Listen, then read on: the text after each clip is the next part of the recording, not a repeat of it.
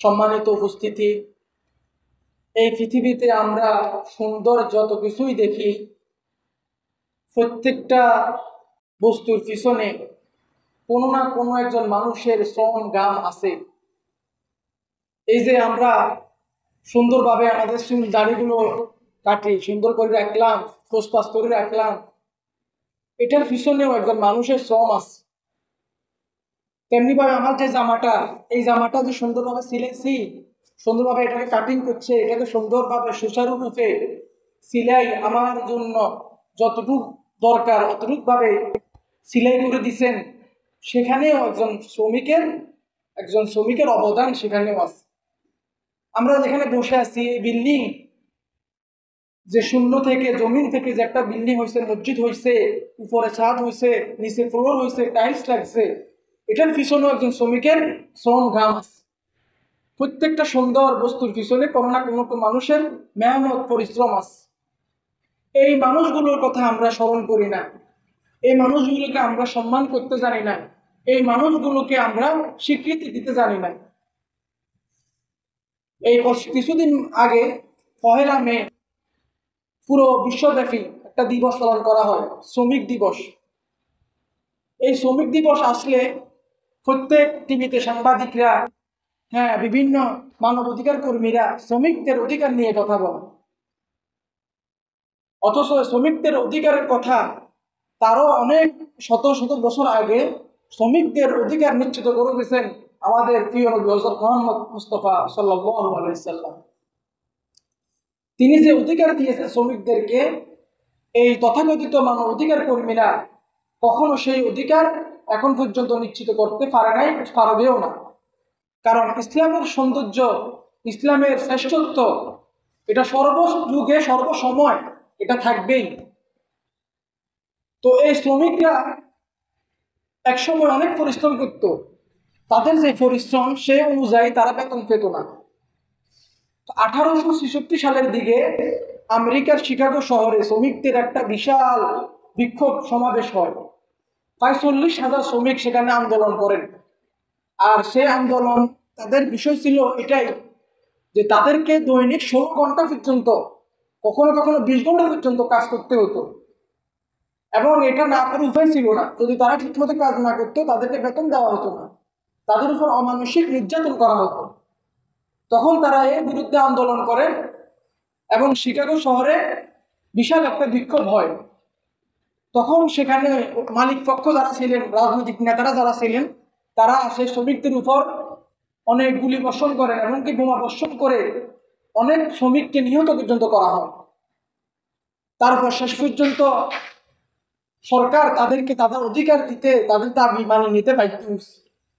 তো তখন থেকে এই 1 মে বিশ্ব শ্রমিক দিবস পালন করা হয়। এই দিবস আসলে বিভিন্ন কর্মীরা, মানবাধিকার কর্মীরা, তারা শ্রমিকদের অধিকার নিয়ে কথা বলেন। বিশ্বের শ্রমিক মজদুর এক হও, লড়াই করো। আসলে এক হয়ে লড়াই করে কখনো দাবি আদায় করা সম্ভব নয়। কারণ দাবি আদায় করতে হলে, সঠিক ন্যায্য পাওনা পেতে হলে, তাহলে ইসলামের যে রূপরেখা, এই রূপরেখায় আসতে হবে। আল্লাহ রাব্বুল আলামিন জানেন তাকে কতটুকু অধিকার দেওয়া দরকার। আল্লাহ রাব্বুল আলামিন একটা ইনসাফ প্রতিষ্ঠা করছেন। তিনি এমনভাবে ইনসাফ করছেন যাতে করে মালিক পক্ষ, শ্রমিক পক্ষ কারোর উপর কখনো জুলুম না হয়। তো এই জন্য আল্লাহ রাব্বুল আলামিন আগেই শ্রমিকদের অধিকারের কথা কোরআনে ঘোষণা করে দিচ্ছেন। এই জন্য আমরা যদি কোরআনকে মেনে চলি, কোরআনের যদি আদর্শ অনুসরণ করি, তাহলে আমাদের সমাজ থেকে যে বিপর্যয়গুলো হয়, যে সংঘাতগুলো হয়, এই সংঘাতগুলো আমরা বন্ধ করে দিতে পারবো। আমাদের সমাজে কি কি সংঘাত? একটা হচ্ছে শ্রমিক আর মালিকের সংঘাত, নারীদের সংঘাত, কালো সাদা মানুষের সংঘাত। আজকে এত বছর পর্যন্ত, এখন বিশ্ব মোড়লরা তারা বলে যে তারা কি সভ্য সমাজ, কিন্তু এই সভ্য সমাজ রাসূল সাল্লাল্লাহু আলাইহি ওয়াসাল্লাম যে অধিকার দিয়েছিলেন, সেই অধিকার, যে সৌন্দর্য প্রতিষ্ঠা করেছিলেন, যে আদর্শ প্রতিষ্ঠা করছেন, সেই আদর্শ এখন পর্যন্ত এই বিশ্ব সভ্যতা দিতে পারে নাই, যে সভ্যতা দিয়ে গেছেন আমাদের আকাবির এবং আমাদের উলামায়ে কেরাম, সাহাবায়ে কেরাম এবং নবী সাল্লাল্লাহু আলাইহি সাল্লাম। তো রাসূল সাল্লাল্লাহু আলাইহি সাল্লাম শ্রমিকদের অধিকার সম্পর্কে হাদিসের মধ্যে খুবই গুরুত্বপূর্ণ এবং খুবই কঠোরভাবে শ্রমিকদের অধিকার আদায়ের কথা নির্দেশ প্রদান করছেন। তেমনিভাবে আল্লাহ রাব্বুল আলামিন পবিত্র কোরআনের মধ্যেও তাদের অধিকার আদায়ের ব্যাপারে আলোচনা করেছেন। আল্লাহ রাব্বুল আলামিন বলছেন, নাহনু কাসামনা বাইনাহুম মাঈশাতাহুম ফিল হায়াতিদ দুনিয়া ওয়া রাফা'না বা'দাহুম ফাওকা বা'দিন দারাজাতিন লিয়াত্তাখিযা বা'দুহুম বা'দান সুখরিয়্যা ওয়া রাহমাতু রাব্বিকা খায়রুম মিম্মা ইয়াজমাউন। আল্লাহ রাব্বুল আলামিন বলেন যে বান্দা, তোমাকে পার্থিব জীবনে চলার জন্য তোমাদের মধ্যে আমি অনেক মানুষকে ধনী বানাইছি, অনেক মানুষের গরিব বানাইছি, কাউকে মালিক বানাইছি, কাউকে শ্রমিক বানাইছি। যদি প্রত্যেককে আল্লাহ রাব্বুল আলামিন এক ধরনের করে বানাইতেন, সবাইকে যদি এক ক্ষমতা দিতেন, সবার টাকা পয়সা যদি সমান হইতো, তাহলে কেউ কারো কাজ করতো না, কেউ কারো চুল কাটতো না। আমার চুলগুলো আমি নিজে কাটতে হইতো, আমার জামা কেউ সিলাই দিত না, আমার জামা নিজেই সিলাইতে হইতো। আমার পারিবারিক, আমার ঘরের যে সময় কাজকর্মগুলা সবগুলা আমি নিজেই করতে হইতো। এই জন্য আল্লাহ রাব্বুল আলামিন আমাদেরকে সহজ করে দিয়েছেন। কাউকে ধনী, কাউকে গরিব বানাইছেন, কাউকে শ্রমিক বানাইছেন, কাউকে মালিক বানাইছেন। আর প্রত্যেককে বলছেন বা'দুহুম বা'দান সুখরিয়্যা, একজন আরেকজনের জন্য কি উপযোগী, একজন আরেকজনের মুহতাজ, মুখাপেক্ষী। বলে কিভাবে মুখাপেক্ষী? যে মালিক যদি শ্রমিককে না পাইতো তাহলে তার কাজ সম্ভব হতো না, তার কাজটা শেষ করা। তেমনিভাবে শ্রমিকেরও মালিকেরকে দরকার কাজ করার জন্য। যেমন আমাদের এখন আমাদের সমাজে আমরা বুঝবেন ধান কাটা চলতেছে, ধানের মৌসুম চলতেছে। এখন এই ধানের মৌসুমে দেখবেন যারা ধান কাটে তাদের অনেক দাম। এখন ধানের জমিন যারা আছে, যারা নিজেরা জমিন কাটতে পারে না বা কাটে না, তারা এখন ওই সমস্ত যারা জমিন কাটে তাদের প্রতি মোহতাজ। এখন তাদেরকে সকালে একবার যায় তাদের বাড়ি, দুপুরে একবার যায়, বিকেলে একবার যায়, হ্যাঁ, একটু ভিজিট করার জন্য, যে তুমি একটু আসো, আমার কাজটা করে দাও, আমার ফসলগুলো নষ্ট হয়ে যেতেছে। এখন সে কি শ্রমিকের মোহতাজ। আবার যখন কাজ শেষ হয়ে যায় তখন আবার শ্রমিক মালিকের বাড়িতে আসে টাকা নেওয়ার জন্য। তো আল্লাহ রাব্বুল আলামিন এভাবে কি সমাজের ভারসাম্য রক্ষা করছেন, একজনকে একজনের মুখাপেক্ষী বানায় দিচ্ছেন। মালিক যেমন শ্রমিকের মোহতাজ, শ্রমিকও মালিকের মোহতাজ। এভাবে আল্লাহ রাব্বুল আলামিন দুনিয়ার নিজামকে সাজাইছেন আর আমাদের জন্য দুনিয়াকে সহজ করে দিচ্ছেন। যদি আল্লাহ রাব্বুল আলামিন আমাদের জন্য সহজ না করতেন তাহলে আমাদের জন্য কতটুকু কষ্ট হয়ে যেত চিন্তা করে দেখলে বোঝা যায়।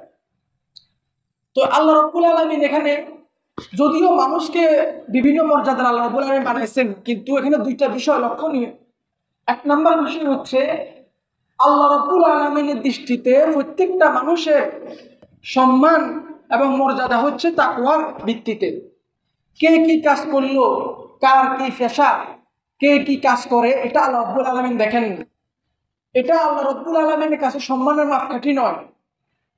আল্লাহ রাব্বুল আলামিনের কাছে সম্মানের মাপকাঠি হচ্ছে কার নেক আমল বেশি, কার সততা বেশি, কার দিনদারি বেশি, সে আল্লাহর কাছে তত বেশি সম্মানিত। কিন্তু আমরা অনেক সময় দেখা যায় শ্রমিকদেরকে আমরা অবমূল্যায়ন করি। আরে এ তো রিক্সা চালায়, এ তো ভ্যান গাড়ি চালায়। আরেকজন যদি এমপি হয়, সচিব হয়, তাকে খুব সম্মান, স্যার স্যার করি পিছনে। অথচ ওই স্যার, ওই সচিব, ওই এমপি মন্ত্রী তার কলম দিয়ে দুর্নীতি করে দেশে যে লুটপাট করতেছে, তার রিজিক থেকে ওই শ্রমিক যে তার গায়ের পরিশ্রম, তার গায়ের গাম জড়িয়ে পরিশ্রম করে রুজি করে নিজের জীবিকা নির্বাহ করতেছে, তার রিজিক, তার সেই খানা, তার সেই আহার ওই এমপি মন্ত্রীর চাইতে অনেক অনেক উত্তম। রাসূল সাল্লাল্লাহু আলাইহি ওয়াসাল্লাম ইরশাদ করছেন, পৃথিবীতে জীবিকা নির্বাহ করার জন্য যত মাধ্যম আছে সবচেয়ে উত্তম মাধ্যম হচ্ছে নিজে পরিশ্রম করে, নিজে কামাই করে সেটা দিয়ে আহার করা, নিজে কষ্ট করে নিজে রিজিক নিজে চলা। এটাই হচ্ছে আল্লাহর কাছে সবচেয়ে পছন্দনীয় রিজিক, সবচেয়ে উত্তম রিজিক। আর অন্য হাদিসে আছে, তারপর দ্বিতীয় হচ্ছে যে ব্যবসা করে, সৎভাবে ব্যবসা করে যে লাভ করে, এই রিজিক আল্লাহর কাছে খুব পছন্দনীয়। তাহলে যারা কায়িক পরিশ্রম করে, শারীরিক পরিশ্রম করে, মেহনত করে রুজি রোজগার করে, তাদের রুজি রোজগার আল্লাহর কাছে সর্বশ্রেষ্ঠ রুজি।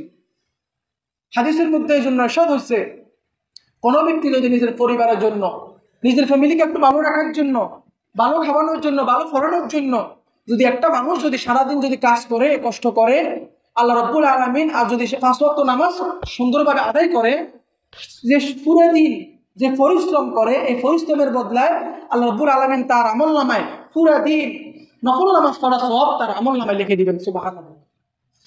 তো এই পরিশ্রম, এই মেহনতটা, এটাও কি একটা আমল। এই আমলের কারণে তার আমলনামায় কি করা হচ্ছে, নেক আমল লেখা হচ্ছে। যদিও সে কাজ করতেছে, দেখা যাইতেছে সে দুনিয়া রুজি করতেছে, কিন্তু ওটার কারণে তার আমলনামায় সওয়াব। শুধু যদি নিয়ত যদি কি থাকে, সৎ থাকে, নিজের পরিবারের জন্য, নিজের ফ্যামিলির জন্য, নিজের সন্তানের জন্য যদি কষ্ট করে, এটার জন্য আল্লাহ রাব্বুল আলামিন তাকে সওয়াব করতেছে। তো এই জন্য পরিশ্রম করে যারা চলে, আল্লাহ তাদেরকে বেশি ভালোবাসেন। আজকে আমরা অনেক মানুষ পরিশ্রম করতে চাই না। হ্যাঁ, অনেক মানুষের স্বপ্ন যে আমি যদি শুয়ে শুয়ে খাইতে পারতাম, বসে বসে খাইতে পারতাম। আসলে শুয়ে শুয়ে খাওয়া, বসে বসে খাওয়া কখনো বাহাদুরি নয়। শুয়ে শুয়ে তো খাবে প্যারালাইজ, যার শরীর চলে না, অসুস্থ, সে শুয়ে শুয়ে খাবে, সে বসে বসে খাবে। আমি আপনি সুস্থ থাকি কেন শুয়ে শুয়ে খাবো? আমরা কাজ করে খাওয়ার চেষ্টা করবো, কাজে কখনো লজ্জা নেই। রাসূল সাল্লাল্লাহু আলাইহি সাল্লাম বলছেন যে প্রত্যেকটা নবী রাসূল যারাই এসেছেন দুনিয়ার মধ্যে, সবাই কিছু না কিছু কাজ করছেন। কারণ কিছু না কিছু তাদের পেশা ছিল, জীবিকা নির্বাহের জন্য একটা পেশা বাছে নিছেন। হযরত আদম আলাইহিস সালাম তিনি জমিন হাল চাষ করতেন। হযরত দাউদ আলাইহিস সালাম তিনি ছিলেন কামান, তিনি লোহার কাজ করতেন। লোহা দিয়ে তলোয়ার, বর্ম ইত্যাদি বানাইতেন, এবং এটা দিয়েই তার পরিবারের খরচ চলত। যদিও তিনি বাদশা ছিলেন, কিন্তু বাদশাহী থেকে তিনি কোনো টাকা অর্থ সম্পদ নিতেন না। নিজে কষ্ট করে, নিজে পরিশ্রম করে সেটা দিয়ে তিনি তার পরিবার চালাইতেন। রাষ্ট্রীয় কোষাগার থেকে তিনি অর্থ গ্রহণ করতেন না। এরকম ভাবে হযরত ইউনূস আলাইহিস সালাম তিনি মাছ ধরতেন, মাছ শিকারী, জেলে ছিলেন, মাছের ব্যবসা করতেন। হযরত জাকারিয়া আলাইহিস সালাম ছিলেন কাঠের মিস্ত্রি। তো কোনো পেশা ছোট না, প্রত্যেকটা পেশার সম্মান আছে। হাজার হাজার কোটি টাকার মালিক হওয়ার চাইতে অন্যায় পথে, সৎ পথে রুজি করে ফকির থাকা, এটা অনেক বেশি সম্মানের। যদিও দুনিয়ার মানুষ বুঝে না, কিন্তু কাল কিয়ামতের ময়দানে এটার সম্মান কত বেশি আল্লাহ রাব্বুল আলামিন সেটা বুঝিয়ে দিবেন বান্দাকে। তো এই জন্য পেশা কখনো ছোট হতে পারে না, প্রত্যেকটা পেশার সম্মান আছে। এই জন্য আমরা এই মে মাস আসলে শ্রমিকদের অধিকার নিয়ে কথা বলা হয়। ইসলাম আরো আগে থেকে শ্রমিকদের অধিকার দিয়েছেন, শ্রমিকদের মর্যাদার কথা বলেছেন। আল্লাহ রাব্বুল আলামিন প্রত্যেককে বলছেন যে তোমরা নামাজ শেষ করার পর জমিনে নামি কাজ করো। ফাইদা কুদিয়াতিস সালাত ফান্তাশিরু ফিল আরদ। যখন নামাজ শেষ হয়ে যাবে তখন তোমরা জমিনে হাল চাষ করো, জমিনে ক্ষেত কামারি করো, কৃষি কাজ করো। এটাতে কোনো কি নেই, লজ্জা নেই। তো আমরা প্রত্যেকে সব মেহনত করে চলার চেষ্টা করব। নিজের বাড়ির আঙিনায় হইলেও কিছু ক্ষেত কামারি করব। এগুলোর দ্বারা নিজেরও ফায়দা হয়, নিজের সমাজের ফায়দা হয়, এবং এটার দ্বারা যদি নিয়ত সই থাকে একটা সওয়াবও পাওয়া যায়। তো তারপর আলোচনার বিষয় হচ্ছে যে শ্রমিকদের কি কি অধিকার রয়েছে আমাদের উপর। যারা পরিশ্রম করে, যারা সামান্য টাকার পরিবর্তে কাজ করে, অনেক সময় দেখা যায় তাদেরকে তাদের সেই রিজিক থেকে বঞ্চিত করা হয়, তাদেরকে পরিশ্রমিক সুন্দরভাবে আদায় করা হয় না। আল্লাহ রাসূল বলছেন যে শ্রমিকদেরকে কখন পারিশ্রমিক দিবে, বলছে যে তার গায়ের ঘাম শুকানোর আগে তার পারিশ্রমিক আদায় করে দাও। তার কাজ করার পর তার গায়ে যে দুর্বলতা থাকে, ঘাম থাকে, কষ্ট থাকে, এই কষ্টটা থাকতে থাকতেই তার টাকা তাকে দিয়ে দাও, পরিশোধ করে দাও, তাহলে তার কষ্টটা অন্তর থেকে দূর হয়ে যাবে। এবং অন্য একটা হাদিসের মধ্যে আরো কঠোরভাবে হুমকি দেওয়া হয়েছে। সে হাদিসের মধ্যে আল্লাহ রাব্বুল আলামিন, রাসূল সাল্লাল্লাহু আলাইহি ওয়াসাল্লাম বলছেন যে কাল কিয়ামতের ময়দানে আল্লাহ রাব্বুল আলামিন স্বয়ং 3 ব্যক্তির বিরুদ্ধে নিজেই বাদী থাকবেন। কিয়ামতের ময়দানে যদি আল্লাহ রাব্বুল আলামিন নিজেই বাদী থাকেন কারো বিরুদ্ধে, তখন তার কি অবস্থা হবে একটা চিন্তা করি। আল্লাহ রাব্বুল আলামিন 3 ব্যক্তির বিরুদ্ধে নিজেই কিয়ামতের দিন কি থাকবেন, বাদী থাকবেন, অর্থাৎ তাদের বাঁচার কোনো উপায় থাকবে না। সেই 3 ব্যক্তির মধ্যে সর্বপ্রথম হচ্ছে ওই ব্যক্তি যে কোনো মানুষকে কিছু দেওয়ার নিয়ত করছে, তাকে বলছে যে আমি তোমাকে আল্লাহর রাস্তে একটা জিনিস দিব বা কিছু টাকা দিব। এই কথা বলার পর সে তার ওয়াদা ভঙ্গ করছে, তার ওয়াদা অনুযায়ী সে তাকে সেটা দেয় নেই। তাহলে আল্লাহ রাব্বুল আলামিন ওই ব্যক্তির বিরুদ্ধে নিজেই কাল কিয়ামতের দিন বাদী থাকবেন, যে সে আল্লাহর নামে ওয়াদা করেই কাউকে কিছু দিবে বলে কি করছে, তাকে সেটা থেকে বঞ্চিত করছে। এই জন্য আমরা ওয়াদা রক্ষা করার চেষ্টা করব। আল্লাহর রাস্তায় যদি কাউকে কিছু দেওয়ার নিয়ত করি তাকে, তাহলে সেটা দিয়ে দেব। 2 নম্বর, যে ব্যক্তি কোন লোককে খাটাইল, তার জমিনে কাজ করাইল, তার বাড়িতে কাজ করাইল, অথবা তাকে তার পরিশ্রমিকটা আদায় করে দিল না, কাজটা সম্পূর্ণভাবে বুঝে নিল, আর যখন কাজটা শেষ হয়ে গেল তখন আর তাকে চিনে না। এখন তাকে বাজারে দেখলে ফাঁস কাটির সামনে হাঁটে চলে যায়, বাড়িতে এসে কয় বাড়িতে নাই, উনি বাজারে গেছে। এখন তার সাথে কি লুকোচুরি, তার শ্রম মূল্য তাকে দিতে রাজি নেই। এরকম ব্যক্তির বিরুদ্ধে আল্লাহ রাব্বুল আলামিন নিজে স্বয়ং কাল কিয়ামতের দিন বাদী থাকবেন, অর্থাৎ তার বাঁচার কোনো উপায় থাকবে না। আর তৃতীয় হচ্ছে, যে ব্যক্তি কোনো স্বাধীন ব্যক্তিকে গোলাম হিসেবে বিক্রি করে দিল বাজারে, আল্লাহ রাব্বুল আলামিন তার বিরুদ্ধে বাদী হিসেবে থাকবেন। তো এখান থেকে বোঝা যায়, যদি শ্রমিককে তার প্রাপ্য মজুরি থেকে বঞ্চিত করা হয় তাহলে তার শাস্তি কতটা ভয়াবহ হতে পারে। এই জন্য আমরা চেষ্টা করব, যখন শ্রমিক কাজ করবে তার শরীরের ঘাম শুকানোর আগে যেন তার সেই পারিশ্রমিক দিয়ে দিতে পারে, তাহলে সে শ্রমিক যেমন খুশি হবে, আল্লাহ রাব্বুল আলামিন আপনার উপর খুশি হবে। তেমনি ভাবে তার উপর কোনো কাজ সাফাই, এমন কোনো কাজ সাফাই না দেওয়া যেটা তার পক্ষে করা সম্ভব নয়। যেমন আমি জানি এখানে যে জমিনটা আছে, এই জমিনটা করার জন্য কমপক্ষে 2 জন লোক লাগবে, অথবা কমপক্ষে 1000 টাকার একটা কাজ। এখন আমি 500 টাকা দিয়ে একজন মানুষকে, সোজা মানুষ, সরল সহজ মানুষ, তাকে 500 টাকা দিয়ে আমি বুঝাই দিলাম, নয় করে দিলাম। অথবা যেখানে কাজটা 2 জনে করার দরকার সেখানে আমি 5টা টাকা একজনটি করাইতেছি, তার উপর অমানসিক একটা কি বিষয় ছাপাই দিতেছি। আল্লাহ রাব্বুল আলামিন নিষেধ করছেন যে তোমরা কারো উপর জুলুম করবে। শ্রমিকের বিষয় যখন কাজ দিব, কাজটা যতটুকু ইনসাফ হবে তাকে ততটুকু কাজ দেওয়া, আর তার উপর বেশি ভারী বোঝা না চাপানো। কারণ আল্লাহ রাব্বুল আলামিন তাকে যে জায়গায় রাখছে সেই জায়গায় আপনাকেও রাখতে পারতেন। এই জন্য কারোর উপর জুলুম না করা, যতটুকু প্রাপ্য ততটুকু কাজ তার থেকে আদায় করা। অনেক সময় দেখা যায় 500 টাকা দিয়ে 1000 টাকা কাজ নিতে চায়, এটা ঠিক নয়। তো এই জন্য 2 নম্বর বিষয় হচ্ছে তার উপর জুলুম না করা। এবং বলছে হাদিসের মধ্যে, যদি কোনো কঠিন কাজ হয় তাহলে তুমি একটু তার সাথে সাহায্য করো, তাহলে তার মনটা খুশি হবে, তার কাছে ওই কঠিন কাজটা সহজ হয়ে যাবে। তো 3 নম্বর যে বিষয় সেটা হচ্ছে, শ্রমিক হিসাবে একটা ভুল করে ফেলতে পারে। যদি সে একটা ভুল করে তাহলে তাকে শাস্তি না দেওয়া, তাকে কটু কথা, মন্দ কথা, গালাগালি না করা, তাকে ক্ষমা করে দেওয়া।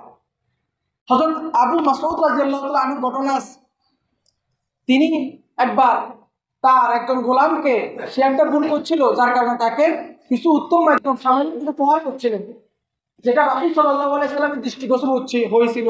তিনি রাস্তা দিয়ে যাচ্ছিলেন, তিনি এটা দেখে ফেলেন। দেখার পর তিনি আবু মাসউদ রাদিয়াল্লাহু আনহুকে ডাক দিয়ে বললেন, ইয়া আবু মাসউদ, হে মাসউদ, তুমি একটা কথা চিন্তা করো, আল্লাহ আলাইকা মিনহু, যে আল্লাহ রাব্বুল আলামিন তুমি তার উপর যতটা ক্ষমতাবান তার চাইতে বেশি আল্লাহ রাব্বুল আলামিন তোমার উপর ক্ষমতাবান। তুমি আজকে তাকে, তোমার ভাগে পাই, তোমার কর্তৃত্ব আছে, তোমার ক্ষমতা আছে দেখি তার উপর যে জুলুম যদি করো, তাকে যদি একটু বেশি আঘাত করো, অথবা আঘাত না করলে হতো, সেখানে তাকে একটা আঘাত দিচ্ছ, তাহলে তুমি জানি রাখো, তুমি তার উপর যতটা ক্ষমতাবান আল্লাহ রাব্বুল আলামিন তাও তোমার উপর তার চাইতে বেশি ক্ষমতাবান, তিনি তোমাকে তার চাইতে বেশি আঘাত করতে পারেন। তো এই জন্য কি না করা, শ্রমিককে কষ্ট না দেওয়া, গালিগালাজ না করা। আর আল্লাহ রাসূলের সাহাবী তো ওরকম ছিলেন, তিনি এই কথা শোনার পর সাথে সাথে ওই গোলামকে মুক্ত করে দিয়েছিলেন। আরেক সময় রাসূল সাল্লাল্লাহু আলাইহি ওয়াসাল্লাম যখন সাহাবায়ে কেরামকে কথা বললেন, তো সাহাবায়ে কেরামের মধ্যে থেকে একজন জিজ্ঞেস করলেন, ইয়া রাসূলুল্লাহ, আমি তাকে ক্ষমা করে দিব, কিন্তু আমার সেই শ্রমিক, আমার সেই গোলাম কৃতদাস, সে বারবার ভুল করে, আমি তাকে কত ক্ষমা করব? তাকে আমি 1 বার 2 বার 3 বার ক্ষমা করি, তারপরেও সে ভুল করে, আমি কি করব? তো আল্লাহ রাসূল তাকে সান্ত্বনা দিয়ে বললেন, তুমি কাল কিয়ামতের দিন যতবার আল্লাহর কাছ থেকে ক্ষমা পাওয়ার আশা করো, তুমি চাও যে আল্লাহ তোমাকে যতবার ক্ষমা করুক, তো তুমিও সেই ব্যক্তিকে ততবার ক্ষমা করে দাও। তো এই জন্য শ্রমিকের সাথে মন্দ ব্যবহার না করা, গালিগালাজ, মারধর না করা, তাকে ভুল হলে সুন্দরভাবে বুঝিয়ে দেওয়া, সংশোধন করে দেওয়া। তো এগুলো হচ্ছে শ্রমিকের আমাদের উপর হক। প্রথম নাম্বার তার ন্যায্য পারিশ্রমিক তাকে দেওয়া, তার উপর জুলুম, 2 নম্বর হচ্ছে জুলুম না করা, এবং 3 নম্বর হচ্ছে তাকে আঘাত কষ্ট না দেওয়া। এরকম ভাবে যারা শ্রমিক আছে তাদেরও ওই মালিকের উপর কিছু অধিকার আছে, তাদের দায়িত্ব আছে। তাদের একটা আমার দায়িত্ব হচ্ছে যে কাজটা তাকে দেওয়া হচ্ছে সেটা সে পরিপূর্ণভাবে আদায় করা, খেয়ানত না করা। অনেক সময় দেখা যায় হ্যাঁ মালিক যতক্ষণ আছে তখন কাজ সুন্দরভাবে করে, আর উনি একটু এদিক সেদিক হইলে আর কাজ করে না, বসে থাকে, অথবা বিরতি নিবে, একটু চা পানি খাবে, ঠিক আছে, কিন্তু যেখানে 10 মিনিটের দরকার সেখানে আধা ঘন্টা সময় নষ্ট করে। এমনও কিন্তু অনেক সময় আমাদের সমাজে দেখা যায়। তো আল্লাহ রাসূল এটাও নিষেধ করছেন, যদি কোনো ব্যক্তি কোনো কাজ যদি সম্পূর্ণভাবে আমানতের সাথে রক্ষা না করে, যদি খেয়ানত করে, তাহলে ওই মজুরি, ওই পারিশ্রমিকটা তার জন্য বৈধ হবে না, এটা পরিপূর্ণ হালাল হবে। সুতরাং সে যতটুকু কাজ করতে পারবে ততটুকুই নিবে, আর যতটুকু নিবে ততটুকু সুন্দরভাবে আদায় করবে। এটা হচ্ছে ইসলামের নিয়ম। আর আদায় করার পর তার সাথে সাথে তার পারিশ্রমিকটা তাকে দিয়ে দেওয়া, এটা হচ্ছে উত্তম। অনেক সময় দেখা যায় মাসিক যদি পারিশ্রমিক বিষয় থাকে, যেমন কোম্পানিতে চাকরি করে, তার বেতনটা মাসিক হয়, দৈনিক হয় না, তো তাহলে মাস শেষ হওয়ার পর তাকে তার বেতন দেওয়া। অনেক সময় দেখা যায় খুঁজে পর্যন্ত বেতন দেয় না, মানে 15 তারিখ যায়, 20 তারিখ যায়, যেতে চায়, এটা ঠিক নয়। যখন তার সময় শেষ, সে তার কাজ আদায় করছে, আপনিও তাকে কি তার সেবককে দিয়ে দেবেন। অনেক সময় দেখা যায় বাড়ি ভাড়া দিতে চায় না, যারা ভাড়া দিয়ে থাকে যতদিন বাড়ি ভাড়া টাকা না খুঁজে তাকে টাকা দেয়, তো দুটো দিক থেকে সমস্যা হয়। তো এই জন্য প্রত্যেককে তার যে ন্যায্য অধিকার তাকে তার সময় মতো আদায় করে দেওয়া, এটা হচ্ছে সবচেয়ে সুন্দর, সবচেয়ে উত্তম। এমনি ভাবে আরেকটা অধিকার মালিকের, সেটা হচ্ছে মালিকের পিছনে সমালোচনা না করা। অনেক সময় দেখা গেছে শ্রমিক ভাই কাজ করতে গেছে, হয়তো তাকে খাওয়া দাওয়াটা একটু ভালো হয় নাই, অত সুবিধা হয় নাই, বিকালবেলা বাজারে যাই, চা দোকানে বসি, বিভিন্ন সমালোচনা করে, আর তো বাড়িতে গেছি, আরে বাড়িতে হ্যাঁ নতুন সত্য, এটা করছে ওটা করছে, অথবা ওনার বাড়িতে হয়তো কিছু দেখছে, এগুলো যায় বাজারে গবেষণা করে, অমুক বাড়িতে দেখছি, এই দেখছি, এগুলো। তো এটাই হচ্ছে কি মালিকের সাথে খেয়ানত করা, তার আমানতকে কি করা, নষ্ট করা। দুইটা বিষয় বললাম, একটা হচ্ছে কাজের মধ্যে আমাদের খেয়ানত না করা, কাজটা সুন্দরভাবে আদায় করে দেওয়া, আর 2 নম্বর হচ্ছে ওই ব্যক্তির পিছনে সমালোচনা না করা। যদি তার কোনো বিষয় আপনার কাছে খারাপ লাগে তাকে সামনে জানাই দেওয়া, পিছনে তার সমালোচনা করা, বিরোধ করা, এটা ঠিক নয়। তো এরকম ভাবে শ্রমিক এবং মালিকের অধিকার আছে, এই আরো অনেকগুলো অধিকার আছে, আমি সামান্য কয়েকটা আপনার সামনে আলোচনা করছি। তো এই যদি আমরা শ্রমিক মালিকের যদি সুন্দর সম্পর্ক থাকে, তাহলে আমাদের সমাজটা আরো সুন্দর হবে। সমাজের প্রত্যেকটা মানুষ সুন্দর সাথে স্বাচ্ছন্দ্য নিয়ে বসবাস করতে পারবে, কারণ প্রত্যেকটা মানুষ আমরা যেমন একদিক থেকে মালিক, আবার একদিক থেকে আমি নিজেও শ্রমিক। আমি বিদেশ থেকে দেশে আসছেন, অনেক বাড়ির কাজ দিচ্ছেন, অনেক যদি কাজ করাতেছেন, তেমনি ভাবে বিদেশ গেলে আপনি নিজেও কাজ করতেছেন। তো আমরা যেমন নিজেরাও মালিক, আবার নিজেরাও শ্রমিক। তো আমি চাই আমার সাথে মানুষ যেমন ব্যবহার করুক, আমার উচিত আরেকজনের সাথে তেমনি ব্যবহার করা। এমনি ভাবে চিন্তা করা দরকার যে আজকে থেকে যদি 100 বছর আগে যাই, আমার পূর্বপুরুষরা সবাই কষ্ট করছেন, এখন আলহামদুলিল্লাহ সবাই ধনী হয়ে গেছেন, এখন কষ্ট কমে গেছে। আমি যদি দেখি আমার বাপ দাদা, তারপর তাদের বাপ ছিল, দেখবেন কেউ না কেউ কষ্ট করছে, তারাও এরকম জমিন হাল চাষ করছে। আজকে আপনি কোটিপতি হয়েছেন, আমাদের দেশের কোটিপতি প্রায় 99 জনে নতুন হালে কোটিপতি হয়েছেন। যদি দেখেন যে বাপও ধনী ছিল, দাদাও ছিল, এর আগেও ছিল, কম সামান্য, হয়তো 1000-1 থাকতে পারে। অধিকাংশ মানুষ পরবর্তীতে আল্লাহ আমাদেরকে কি এখন অর্থ সম্পদ দিচ্ছে, কষ্ট কমে গেছে। আমি স্মরণ করা একসময় কি আমরাও এরকম কষ্ট করছি, এই জন্য নিজের মধ্যে অহংকার না আনা, অহংকার করার কিছু নাই। আবার ভবিষ্যতে হয়তো আমি এই কাজও হইতে পারবো, কারণ সকালবেলার ধনী তুই, ফকির সন্ধ্যাবেলা, আমরা সবাই জানি কত বড় লোক মানুষ সকালবেলা ধনী ছিল, বিকালবেলা কি হয়ে যায়, ফকির হয়ে যায়। অনেক সময় অনেক দেশও তো কি হয়ে যায়, ফকির হয়ে যায়। এই কিছুদিন আগে আমরা জানি মালদ্বীপ একটা রাষ্ট্র, ধনী রাষ্ট্র ছিল, বাংলাদেশের মাথা পিছু আয় কত, $2400, বর্তমানে বাড়ি $2400 হয়েছে। মালদ্বীপের একজন নাগরিকের মাথা পিছু আয় ছিল $3400, আমাদের থেকে $1000 বেশি ছিল। সে মালদ্বীপ রাষ্ট্র যদি কি হয়ে যেতে, ফকির হতে পারে, দেউলিয়া হতে পারে, তাহলে একটা মানুষ দেউলিয়া হইতে কতক্ষণ। এই জন্য নিজের মধ্যে কখনো অহংকার না আনা, বরং তাকে তার শ্রমিককে সম্মানের দৃষ্টিতে দেখা, তার কাজটাকে ছোট করে না করা। প্রত্যেকটা হালাল কাজ হ্যাঁ এটা সম্মানের, আর হারাম পথে যেটা যত কোটি টাকার মালিক হোক সেটা সম্মানের যোগ্য না। তো এই জন্য আমরা পরস্পরকে সম্মান দিব, শ্রমিকদের অধিকার রক্ষা করব, তাহলে আল্লাহ রাব্বুল আলামিন আমাদের উপর খুশি হবেন। সর্বশেষ একটা কথা দিয়ে শেষ করতেছি। আল্লাহ রাসূল সাল্লাল্লাহু আলাইহি সাল্লাম সর্বশেষ যে কথাটা উম্মতদেরকে বলছেন, যে বিষয়ে সতর্ক করছেন, সেটা কি ছিল? তিনি সর্বশেষ তার বাক্যটা ছিল, তার জবান থেকে যে কালিমাটা বাইর হয়েছে, সেই কালিমাটা ছিল আসসালাত ওয়া মা মালাকাত আইমানুকুম। দুইটা বিষয়, নামাজ এবং তোমাদের অনুগত, তোমাদের আয়ত্তাধীন যারা আছে তাদের ব্যাপারে সতর্ক থাকো। নামাজের ব্যাপারে সতর্ক থাকো, এবং মা মালাকাত আইমানুকুম, তোমাদের কর্তৃত্বাধীন যারা আছে, হ্যাঁ, তোমাদের কোম্পানিতে, তোমাদের দোকানপাটে, বা তোমাদের আন্ডারে বাড়িঘরে যে কাজের মেয়েরা আছে, হ্যাঁ, বুড়ি আছে, তারপরে বিভিন্ন জায়গায় ঘরে দোকানে আছে, তাদের ব্যাপারে সতর্ক থাকো। তোমরা যেভাবে চলো তাদেরকেও সেভাবে চলতে দাও, খাইতে দাও, করতে দাও। আল্লাহ রাসূল বলছেন যে কখনো যদি আপনি খানা খাইতে আসছেন, আপনার একজন শ্রমিক ভাই, সে আপনার জন্য দূর থেকে খানা নিয়ে এসছেন, বাড়ি থেকে খানা নিয়ে এসছেন, আল্লাহ রাসূল বলছেন যে তাকে তোমার সাথে বসায় খাওয়াও। এখন আমাদের বাড়িতে দেখা যায় কাজের মেয়েকে রান্নাঘরে খেতে দেয়, নিজেরা ডাইনিং টেবিলে বসে, তাকে ডাইনিং টেবিলে বসতে দেয় না, নিজেরা সোফার উপর বসে, তাকে নিচে বসায়। আল্লাহ রাসূল নিষেধ করছেন, সেও তোমার তিনি বোন, সেও তোমার তিনি ভাই। আল্লাহ রাব্বুল আলামিন তাকে তোমার অনুগত করছেন। তুমি তো এমন কোনো ন্যাক আমল করো নাই, জন্মের আগে এমন কোনো ভালো কাজ করো নাই যে তোমাকে এরকম ভালো একটা ঘরে দিছে, আর সে এমন কোনো খারাপ কাজ করে নাই যে তাকে একটা দুর্বল ফ্যামিলিতে দিছে, যার কারণে সে কষ্ট করতেছে। করছি কোনো ভালো কাজ, করছি কোনো ভালো কাজ তো করিনি। আল্লাহ রাব্বুল আলামিন নিজের থেকে, নিজের খুশিতে আমাদেরকে একটা ভালো দিচ্ছেন, আরেকজনকে হয়তো একটু কম ভালো দিচ্ছেন। তো আমি কোন অহংকারে, কোন বিষয়কে কেন্দ্র করে তার সাথে অহংকার করবো বলেন? অহংকার করার কিছুই নাই, বরং তাকে সম্মানের সঙ্গে নিজের ভাই বোনের দৃষ্টিতে দেখা। এমনভাবে আমরা প্রত্যেকটা বিষয় লক্ষ্য রাখবো ইনশাআল্লাহ। আল্লাহ রাব্বুল আলামিন যে কথাগুলো হচ্ছে সঠিক কথাগুলো আমল করার তৌফিক দান করুন। আলহামদুলিল্লাহ।